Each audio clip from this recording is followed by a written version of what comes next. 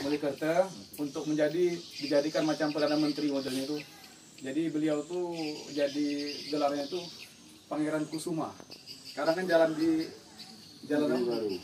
kan Pangeran Kusuma ya, jalan anak putra beliau lah.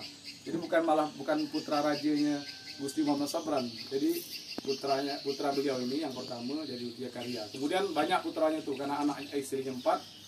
Anak yang paling bungsu itu dari istri yang terakhir itu namanya Uti Usman, Uti Unggal. Makanya digelar Uti Unggal itu karena dia istrinya itu cuma ada anak 1.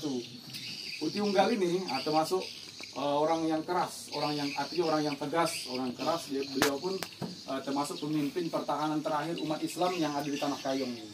Itu ketika pertahanan beliau itu terjadi satu peperangan yang memang perang itu di dalam sejarah Belanda itu dari mulai 1114 sampai 1919 kalau tidak salah, 1914 sampai 1000 itu masih di koran Belanda itu masih viral, di koran berita tentang perang Tumbang Titi, namanya itu perang Kedang. Itu ada 2 titik perang Kedang itu. Perang yang pertama terjadi itu di Natai Bedok itu daerah Pengatapan. Nah di situ panglima perang itu namanya Tentamak. Tentamak itu nama gelar, saya lupa nama asli beliau itu. Tentamak itu umat Islam, alhamdulillah ya, bukan dari orang Dayak. Ini mau kita luruskan. Jadi Tentamak itu salah satu daripada bawahannya Uti Usman ini, Uti Unggal di sini, putra beliau. Nah di sana pertahanannya itu alhamdulillah dapat membunuh Jenderal Panderwijk kalau tidak salah ya namanya itu. Tapi Tentamak pun syahid, meninggal dunia dan dikubur pun di sana juga. Di mana kuburnya? Kuburnya di Pengatapan. Jadi memang pesan beliau ini mungkin pesan Kiai Haji Umar saya juga. Di mana kalian berjuang meninggal di itulah dikuburkan. Jadi padahal apalah jauhnya Natai Bedok itu dengan Tebingan kan. Tapi dimakamkan di tempat itu supaya jadi sejarah. Itu sejarahnya ada peperangan jadi di situ. Kemudian berikutnya Belanda itu balas dendam. Artinya itu tidak puas bagaimana cara mengalahkan Uti Usmani, Bang Bandel Uti Usmani. Kalau yang lain tuh Pak, itu kalau perang di Simpang 2 itu satu bulan tuh kayaknya selesai. Bukan tidak habis 1 bulan lah, selesai. Umat Islam tuh dibantai orang-orang sini. Tapi di sini ini bertahun-tahun. Tumbang Titi itu tidak bisa masuk karena yang menyulut peperangan tadi itu Tumbang Titi ini tidak mau bayar blasting namanya. Blasting itu pajak.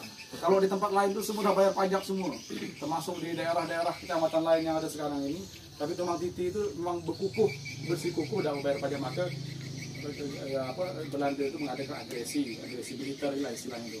Nah berikutnya ternyata dah musyawarah dengan keluarga-keluarga yang ada di Mojokerto sana, keluarga untuk mengalahkan orang ini cuma di waktu di musim belako. Pada pendekar-pendekar itu kalau musim belako itu balik kampung, balik ke Nawangan, balik ke Marau, balik ke Rem Danau, balik ke Tayap, kemana-mana balik. Maka tinggallah orang bertujuh di Benteng Kedang itu. Sekarang Benteng Kedang itu nanti kalau mau ziarah bisa. Itu di Benteng Kedang itu yang ada makamnya Uti Usman, dan ada di Pengancing atau sekarang desanya Desa Segarwangi tidak salah ya. Nah, putra beliau ini lah. Nah itulah pertahanan terakhir. Itu jenderal yang diutus untuk datang ke sana itu namanya Jenderal Martin. Kemudian bawahan itu namanya Thomas. Bawahan Martin itu namanya Thomas di dalam sejarah itu dan jadi koran Belanda. Kemudian dalam peperangan itu akhirnya Uti Usman itu gugur sebagai syahid tahun 1914. Setelah syahid maka Tumbang Titi pun mulai dikuasai oleh Belanda. Tapi siapa yang dididik Belanda pada waktu itu bukan